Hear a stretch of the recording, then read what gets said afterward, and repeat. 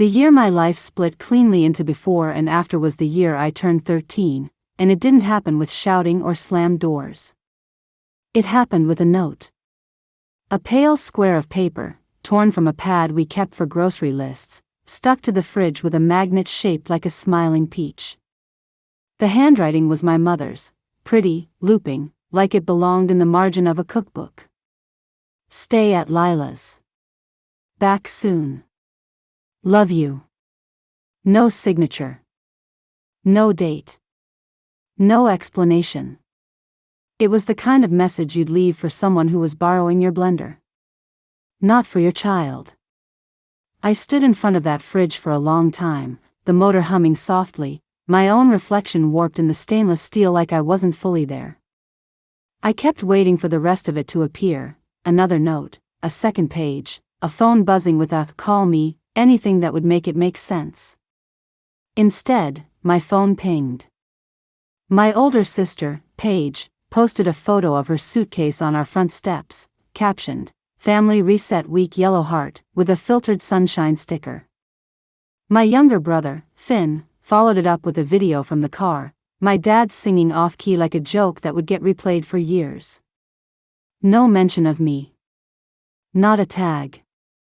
Not a "wish Mara was here." I scrolled back and forth like the words might change if I looked hard enough. Then I sat on the porch with my backpack on my knees, because the note said Lila, my best friend from algebra, like this was a plan I'd agreed to. Like it was normal to drop a kid off for an unknown stretch of time and call it soon. My street was a line of small houses with careful lawns and porch lights that came on automatically, as if security could be scheduled. The sun slid down behind the maple trees. The air cooled. A dog barked at me from across the road, sharp and suspicious, like I'd wandered onto the wrong property. I waited anyway. A neighbor. An aunt. A mistake corrected at the last second. But nobody came. Inside, the kitchen felt too big without the clink of my mother's bracelets or my dad's heavy footsteps. I microwaved a frozen burrito I didn't even like and ate it standing up because sitting at the table felt like pretending there was still a family to eat with. When the microwave beeped, the sound startled me, like it was the closest thing to conversation I was going to get. By the second day, I told myself it was a mix-up. By the third, I started counting food the way people count days in a storm. By the fourth, the thought I didn't want began tapping gently from the inside. Maybe this wasn't an accident. And that's when everything shifted. Because being overlooked was one kind of hurt. Being left behind on purpose was another. On the sixth day, heat pulsing off the sidewalk like a warning, I walked to the library with my stomach hollow and my arms full of books stacked like armor. I told myself I was fine. I told myself I was safer in public.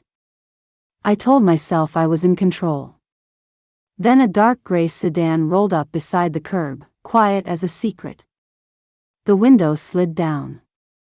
A voice I hadn't heard since I was little said my name like it mattered. Mara Ellis? I turned, blinking against the sun, and saw Aunt Celine, my mother's half-sister, the one my mom called Icy, with the same tone she used for people who didn't tolerate nonsense. Celine's hair was pulled back in a smooth twist, not a strand out of place. Her suit jacket looked like it had never met a wrinkle. Her eyes flicked over my backpack, my too big hoodie, the sweat sticking my hair to my temples. Then she looked at me directly, and something in her face hardened, not anger, exactly. More like a decision. "Why are you walking alone?" she asked. "Where are your parents?" "In Arizona," I said, and even to me it sounded ridiculous, like I'd said they moved to the moon. Celine's jaw tightened. She didn't ask why. She didn't ask whose idea it was. She just said, very calmly, "Get in the car." Every warning I'd ever been taught about strangers rose up inside me like a siren. But hunger has its own voice, and it's louder than lectures. But I had no idea what was coming next. Celine's car smelled like clean leather and something sharp, peppery, expensive, not a perfume so much as the scent of a life that didn't run late. The air conditioning hit my skin and I almost cried from the relief, which made me furious at myself because crying felt like a luxury I hadn't earned. She drove without music. The only sound was the quiet click of her turn signal and the soft rustle of my backpack straps as I adjusted, trying to take up less space. "Have you eaten?" she asked after a minute. I hesitated the way people do when they've learned that needs can be used against them. "A little." Celine's eyes flicked to me, not buying it. She signaled and pulled into a diner that looked like it belonged to another decade. Faded neon sign, cracked vinyl booths, pie slices sitting under a glass dome like museum exhibits. The waitress poured water and slid a menu toward me. Celine didn't look at hers. "Burger," she said. "And a milkshake." "Chocolate." I stared at her. "I didn't, you did," she said, and her tone made it a fact. When the food came, my hands hovered over the plate like I was afraid it might disappear if I moved too quickly. I ate anyway. I ate like my body had been waiting for permission. Celine watched without making it weird, without asking for gratitude. Only when I'd finished half the fries did she speak again. "How long have you been alone?" "I'm not alone," I lied, because the truth sounded too humiliating to place on a tabletop. Celine rested her elbows lightly on the table. Her watch face caught the diner light. "Mara." I swallowed. 6 days. Her expression didn't change, but something cold passed through it, like a shadow.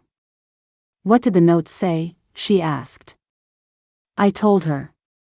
I hated how small my voice was. Celine nodded once, like she was filing it away in a drawer labeled evidence. Then she said, "After we eat, you're going to your house. You're going to pack a bag. And then you're coming with me." My heart stuttered. "I can't." "My parents, your parents," Celine repeated softly, and it wasn't a question. "Your parents left a 13-year-old with a sticky note and a hope." I flinched. She saw it. Celine's gaze sharpened, but her voice stayed level. "I'm not going to argue with you about whether you deserve to be safe. If only I knew what I was walking into." Back at my house, the porch boards creaked under my shoes like they were tired of holding my weight. The door unlocked too easily. Inside, the air smelled stale, closed blinds, old dish soap, the faint sweet rot of bananas left too long on the counter. Celine didn't step fully inside at first. She stood in the doorway, looking around like she was taking a mental photograph. "Pack," she said. "Essentials." I went to my room and stared at my closet like it belonged to someone else. I grabbed a pair of jeans, 3 t-shirts, my toothbrush, my phone charger. Then I paused at my desk and picked up a spiral notebook filled with cramped doodles and half-finished thoughts. I didn't even like it. But it felt like proof I existed. I shoved it into my bag. Celine watched me zip it up. "Is there anyone else in your family who knows you were left?" she asked. I thought about Paige's post. Finn's video. The way their faces looked relaxed in a car I wasn't in. "They know," I said. Celine's eyes narrowed, just slightly. "All right." She didn't let me lock the door behind us. She locked it herself, calmly, like she was ending a chapter. Her house was on the other side of town, up a hill where the trees were older and the streets wider. The place didn't look like a mansion, no gates, no fountains, but everything about it felt deliberate. Clean lines. Fresh paint. Quiet. Inside, the air smelled like linen and coffee beans.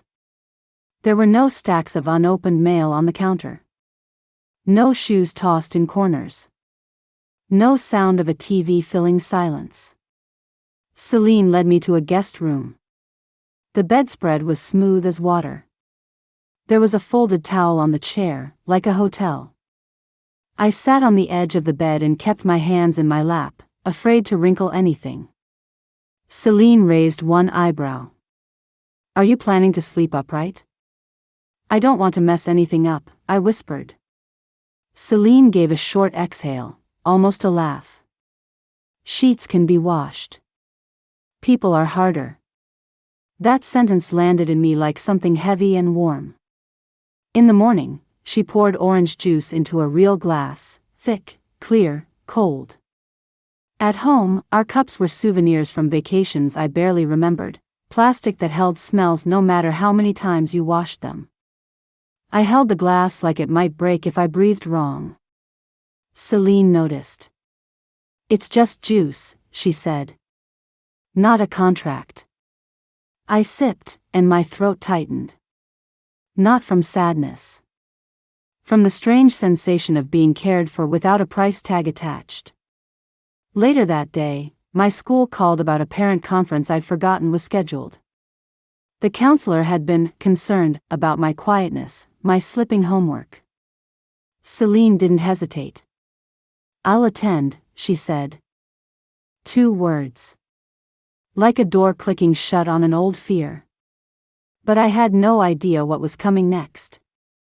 At the conference, the counselor spoke in soft professional phrases: underengaged, not reaching potential, needs support at home.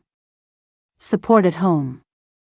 I stared at the edge of the metal chair while she talked, watching the way the fluorescent light made everything look slightly sick. I wondered if the counselor could see the shape of the notes still stuck in my mind. I wondered if she could smell the stale air of my empty kitchen. Celine sat beside me, back straight, hands folded neatly, listening like she was in a negotiation. She didn't interrupt. She took notes. When the counselor finally paused and asked, "Is there anything happening at home we should be aware of?" my mouth opened. Nothing came out. Celine spoke instead. Mara has been without adult supervision for nearly a week, she said, as calmly as if she was discussing weather. That is being addressed. The counselor's eyes widened. Excuse me? Celine handed over her card. Her card looked heavy, the kind printed on thick paper with a clean font. We can talk about mandated reporting after this, she said, not threatening, just factual. For now, let's focus on what Mara needs to stabilize. The counselor swallowed. Of course. Yes. Absolutely. Walking out of the school, my legs felt wobbly, like I'd been holding myself together with string and Celine had cut it in a way that was somehow better. In the parking lot, I finally said what I'd been choking on. You didn't have to say it like that. Celine unlocked her car. Like what? The truth? It makes them think. I stopped. Think what? That I was unwanted? That my parents were negligent? That I was a problem? Celine looked at me, and her voice softened just enough to sting. Mara, people can't help what they can't name. That night, in the guest room, I stared at my phone until my eyes burned. No messages from my mother. No, how are you? No, we're delayed. No, we'll be back tomorrow. Paige posted again. A photo of a hotel pool, her sunglasses reflecting blue sky. Caption, finally breathing. Finn posted a video of himself holding a smoothie the color of neon grass. He wrote, "Dad says this is detox, LOL." There were comments from relatives, hearts, laughing emojis, looks amazing. No one asked where I was. The realization hit so slowly it was almost worse than if it had been sudden. This wasn't forgetfulness. It was a choice. I had always been the one who filled gaps, watching Finn when my mom needed a minute, proofreading Paige's essays, cleaning up after everyone because it was easier for me. Adults called me mature, like it was a compliment. Now I understood what it meant.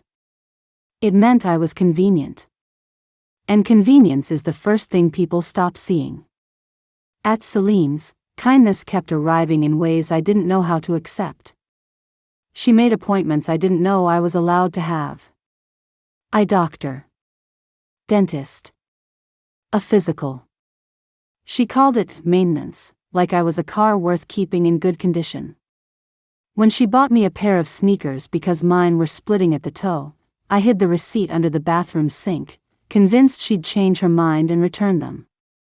When she gave me lunch money, I saved it and ate crackers, because spending felt like trespassing. On the 12th night, I woke up at midnight and crept into the kitchen, crouching in front of the pantry with a box of cereal.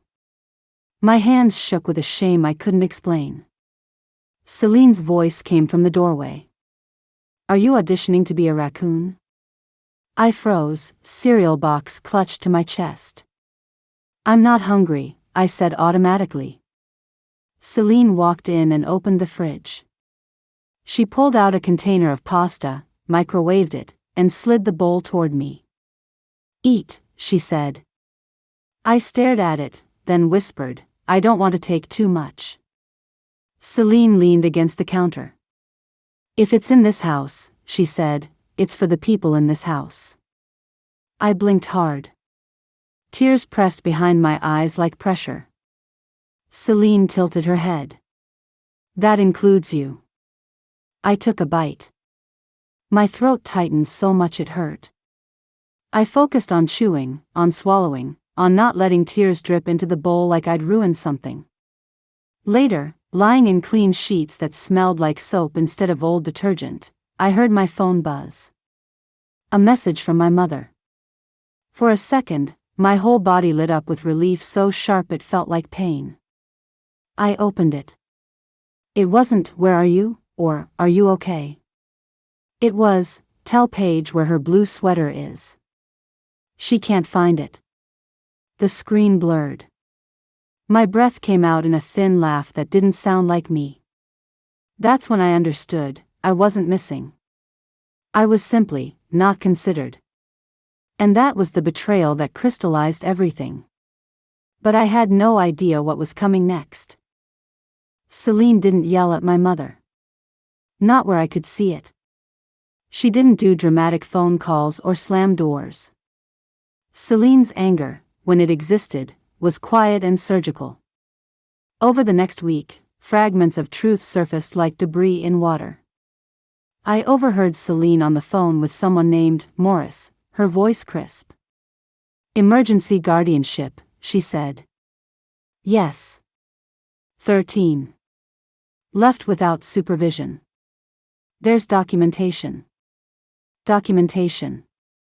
Like my life had become a folder. I sat on the stairs, hugging my knees, listening to the calm cadence of legal language, and realized something terrifying and relieving at the same time. Celine wasn't assuming my parents would suddenly become responsible. She was preparing for the possibility that they never would. The first time my mother finally called me, actually called, her voice sounded irritated, not worried. Mara, she said, as if my name was an inconvenience. Why is Celine calling lawyers? This is ridiculous. I stared at the wall, fingers digging into the phone case. You left me. We did not leave you, my mother snapped. We told you to stay with Lila. You didn't tell Lila, I said quietly. There was a pause that lasted half a second too long. Then my mother exhaled like I was being dramatic. It's not our fault you're so literal. Literal. Like I was unreasonable for believing the words she wrote. Celine took the phone from me, not yanking it, just removing it from my trembling hand the way you take a sharp object from a child. Her voice on the line was cool. Camille, you left a minor without confirmed supervision for 6 days. My mother's tone shifted immediately into fake warmth. Celine, honey, you're misunderstanding. I'm not, Celine said. And I'm not your honey. The call ended shortly after that. Celine placed the phone on the counter and looked at me. Listen, she said. This isn't your job to fix. I wanted to believe her. I did. But my brain kept trying to solve it like a math problem. If I did the right thing, said the right thing, maybe my mother would suddenly remember she loved me. That old hope clung like cobwebs. At school, people started noticing. Not that I was abandoned, word travels in careful whispers, but that I was different. I stood straighter, because Celine tapped my shoulder whenever I slouched. Stand like you belong in the room, she'd say. Not like you're apologizing for air. It sounded cheesy the first time. Like a poster in a guidance office. But Celine said it the way she said everything, like it was practical advice for staying alive. She taught me other things, too. Not big dramatic speeches. Just small lessons disguised as ordinary days. At her office, Celine ran a compliance department for a construction firm, a job that sounded boring until you realized it meant she understood power. She had me watch meetings. Half of success is tone, she murmured once, nodding toward a man shaking hands too aggressively. The other half is showing up when everyone else invents excuses. I absorbed it like survival code. For my 14th birthday, Celine handed me a notebook. Leather cover, my initials embossed in silver. It felt too permanent to touch. Like I'd ruin it with my fingerprints. What's this for? I asked. Write what you notice, she said. Especially what people try to hide. That night, my phone buzzed again. Paige posted a photo of our family at a fancy restaurant, the kind with tiny plates and candles. My dad grinned. Finn held up a mocktail with a little umbrella. My mother's smile looked practiced. Caption, Ellis Traditions. Always. Always. I stared at that word until it turned ugly.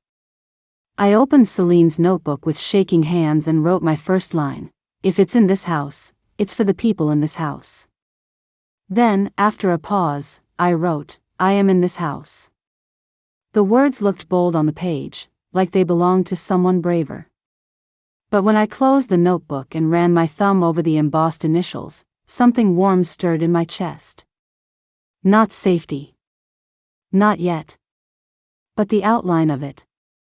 Years passed in a series of hinge moments. Debate club, because Celine bribed me with dumplings and said, if you can argue, you can protect yourself. My first competition, my voice shaking as I defended a ridiculous topic about whether pigeons were misunderstood. I lost the first round and won the second. Celine didn't clap loudly. She just met my eyes afterward and nodded, like she'd expected it. My first job at a grocery store.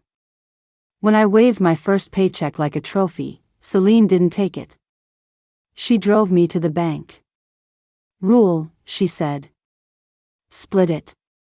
Half. I asked. 3, she corrected. Save. Spend. Stabilize. What stabilize? I frowned. Emergency, she said. For when people are unreliable.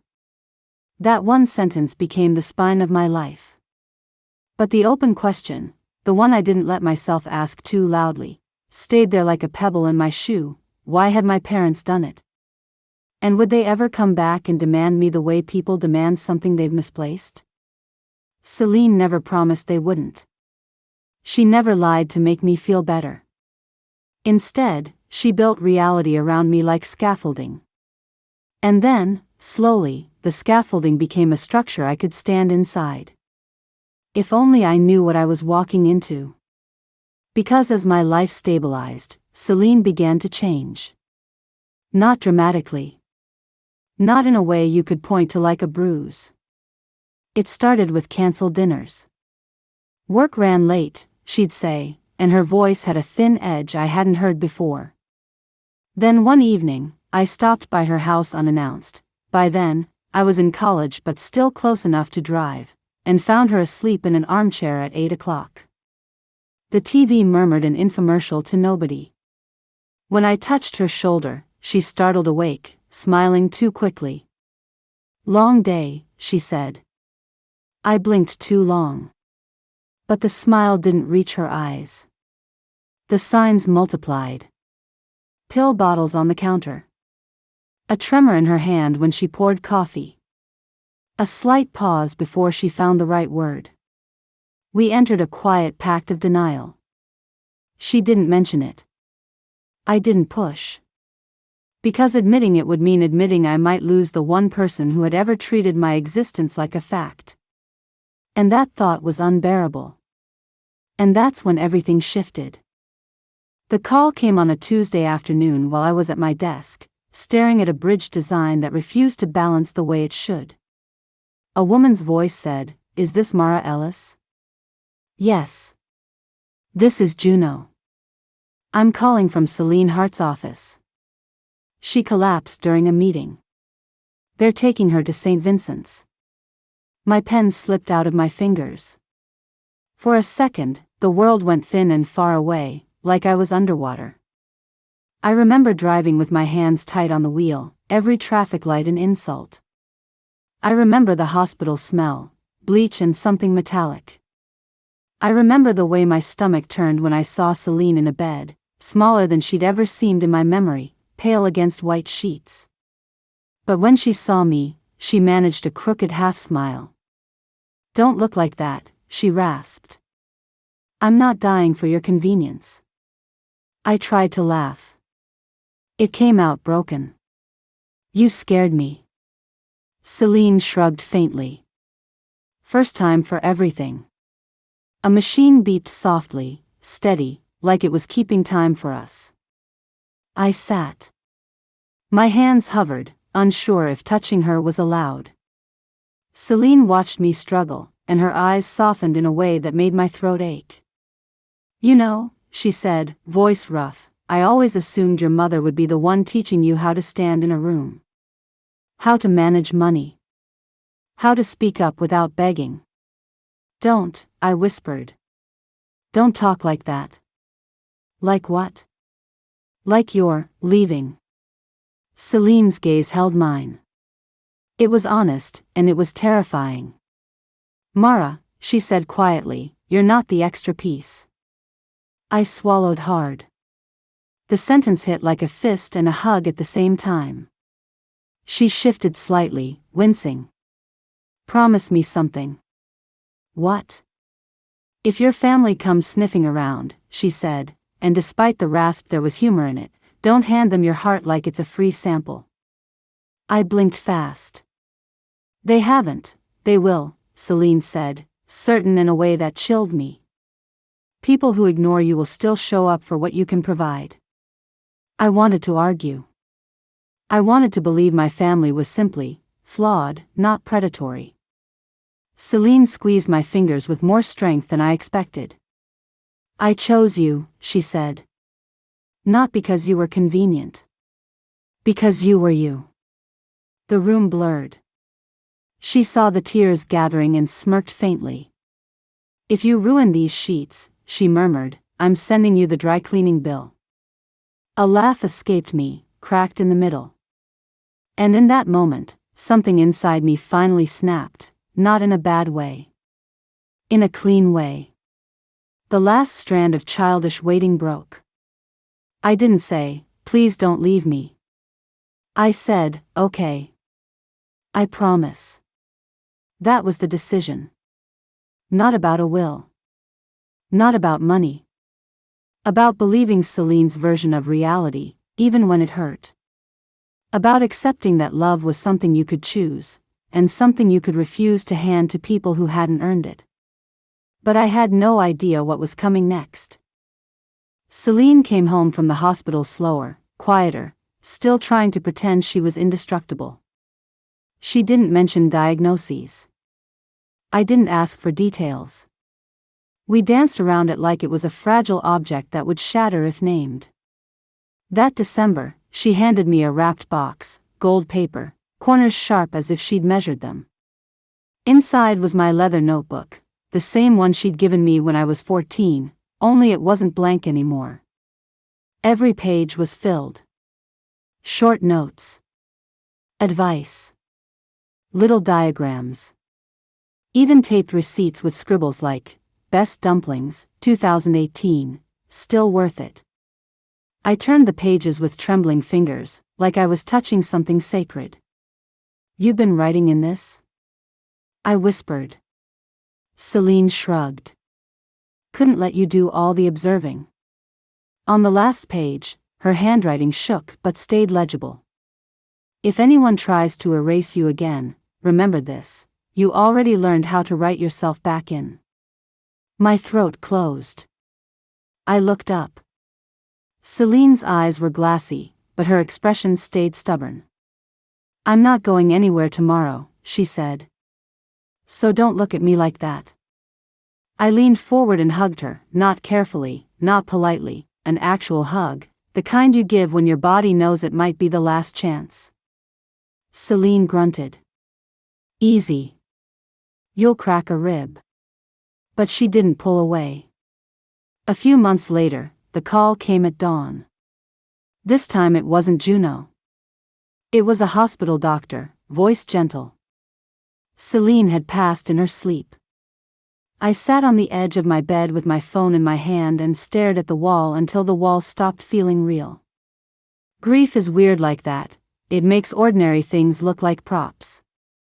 The days after blurred into paperwork and flowers and people saying, "She spoke so highly of you," like Celine had been a story and I'd been her favorite chapter.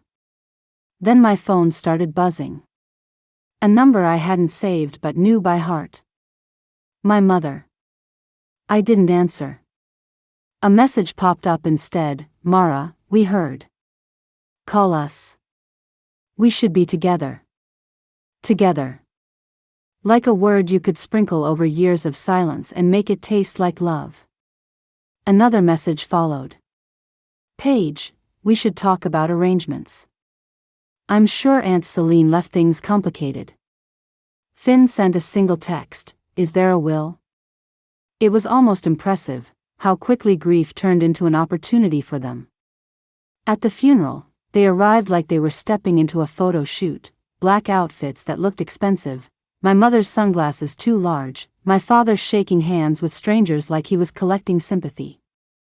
When they saw me, their faces did a strange dance: shock, guilt, calculation. "Mara," my mother gasped, grabbing my hands. Her grip was too tight, her nails too perfect. "We had no idea you and Celine were so close." I gently pulled my hands free. "You never asked," I said. My father cleared his throat, slipping into his church speech voice. Celine was an extraordinary woman. Successful. Generous. Always family. Paige leaned in, voice sweet as syrup. "Do you know when they're reading the will?" Finn stood behind her, eyes darting around, as if the room might contain hidden valuables. I stared at them, and something inside me went calm. Not numb. Not dissociated. Clear. Celine had predicted this, right down to the timing. That night, I opened the leather notebook and read her words again. "You already learned how to write yourself back in." So I made a plan, not revenge. Not drama. A plan rooted in boundaries and reality. First, I retained Celine's attorney, a man named Calder Quinn, the kind of quiet professional who looked like he'd spent his life preventing chaos from becoming expensive. Second, I decided I would not argue my worth with people who had spent years proving they couldn't see it. Third, I promised myself I would not beg. Not for love. Not for recognition. Not for peace. I would let procedures do what procedures are good at. I would let truth be boring and firm. And I would prove, in the only language my family seemed to respect, that silence was not the same as weakness. If only I knew what I was walking into. Because the will reading wasn't just paperwork. It was a stage. And my family had arrived convinced they were the main characters. Calder Quinn's office smelled like polished wood, paper, and that faint leather scent that always made me think of Celine's car, the first place I'd felt safe in years. Heavy curtains. A long table. Chairs that forced you to sit upright, whether you liked it or not. Paige arrived in heels that clicked like punctuation. Finn wore a suit that didn't quite fit, tugging at his collar. My parents sat side by side, hands folded like they were about to pray. I wore a plain black dress. No statement jewelry. No armor. I didn't need any. Calder opened a folder and adjusted his glasses. We are here to review the last will and testament of Celine Hart. His voice was precise. Neutral. A man who didn't care about family narratives, only what was written and witnessed. He read through debts settled, donations made, gifts to longtime staff. My family shifted in their seats, impatience vibrating like a low hum. Paige's phone lit up once under the table. She angled it away, still pretending to mourn. Then Calder turned to Paige. The room tightened. To my relatives who have remembered me only when my resources were useful, he read, I leave no assets, no property, and no claim to my estate. My mother made a sound like air sucked through a straw. Paige's mouth fell open. Finn blinked hard, confused, like he'd misheard a punchline. My father leaned forward. That can't be right. Calder didn't look up. He continued. Tamara Ellis, whom I found left behind at 13, and who has been present with me since, I leave the entirety of my estate, including all holdings, accounts, properties, and controlling interests. The silence that followed felt like a physical thing. Like the air had turned into glass. Paige's face twisted first. This is insane, she snapped, voice trembling. She barely even knew you.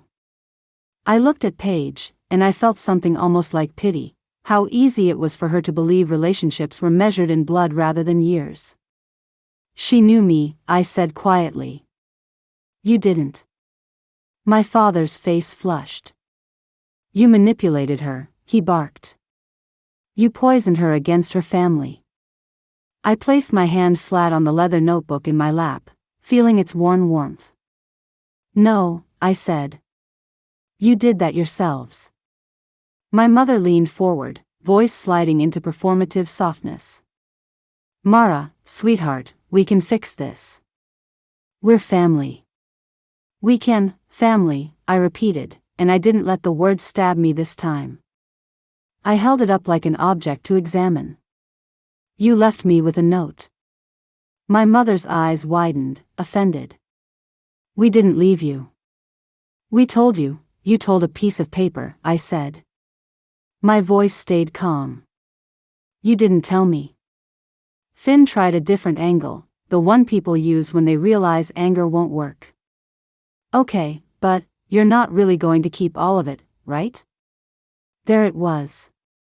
The entitlement dressed as reasonableness. Paige's voice sharpened.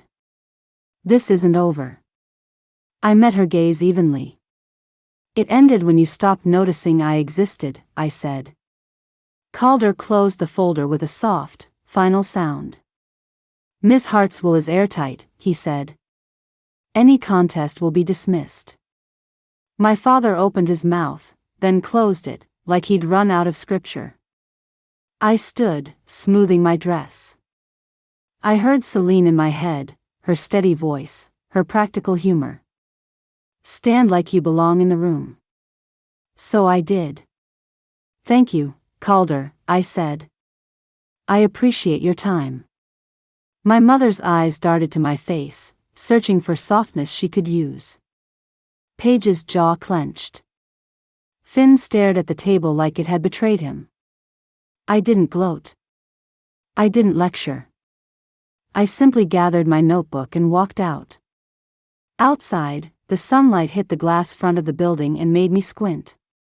For a moment, my reflection appeared faintly in the door, upright, steady, not shrinking. Not 13 anymore.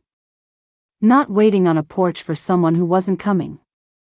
I opened my phone and scrolled to Celine's contact. My thumb hovered. I typed anyway, because rituals matter even when the receiver can't respond. Wish you were here to see their faces. Then, after a breath, you were right. I wrote myself back in. I hit send. It went nowhere and everywhere at once. And that's when everything shifted. Because the victory wasn't the estate. It was the clarity. The boundary. The quiet understanding that I didn't have to keep auditioning for love in a family that treated me like background scenery. A week later, I walked through Celine's house, my house now, and it didn't feel like a museum. It felt like a place meant to be lived in. I found the same kitchen counter where she'd slid pasta toward me years ago. I ran my fingers along the smooth surface and whispered, "If it's in this house." Then, with a small smile, "It's for the people in this house." And for the first time, I didn't feel like I was borrowing space. I felt like I was home. But I had no idea what was coming next. Because the real payoff wasn't in watching my family lose something. It was in building something they could never touch. I used a portion of Celine's estate to create a scholarship fund, quietly, without press releases. For students who had potential and underengaged stamped on their files like a warning label. For kids who were overlooked because they were too quiet, too responsible, too easy to ignore. When my mother tried one more time, one last voicemail dripping with apology and implication, I didn't respond. I didn't need to. Silence, when chosen, is not abandonment. It's boundary. 2 years later, I stood on the balcony of Celine's house, the city spread below like a living circuit board, lights blinking, cars threading through streets, windows glowing with private lives. The night air smelled clean, faintly cold, the kind of air that makes you feel awake in a good way. In my hands was the leather notebook, pages thick with my teenage handwriting and Celine's steady notes layered over time. I flipped to the last page again. "You already learned how to write yourself back in." Behind me, Eli, my partner now, steady and unflashy, stepped out with 2 mugs of tea and nudged one into my hand. "You okay?" he asked. I leaned into him, letting his shoulder anchor me. "Yeah," I said. "Just thinking about the porch." "The porch," he echoed. "The night I thought being left meant I'd done something wrong," I said quietly. Eli was silent, the way he always was when silence mattered. I stared at the lights below, and the old ache stirred, soft now, like a scar you only notice when weather changes. "If I could talk to that 13-year-old, I said, "I'd tell her she wasn't unlovable. She was just in the wrong hands." Eli's arm tightened around me. "Celine would be proud," he said. I tilted my face toward the sky, dark and wide. "I think she already is," I whispered. The city lights shimmered like turning pages. And for the first time in my life, the story felt entirely, irreversibly, mine. If you liked this story, feel free to subscribe and turn on the bell so you don't miss the next one.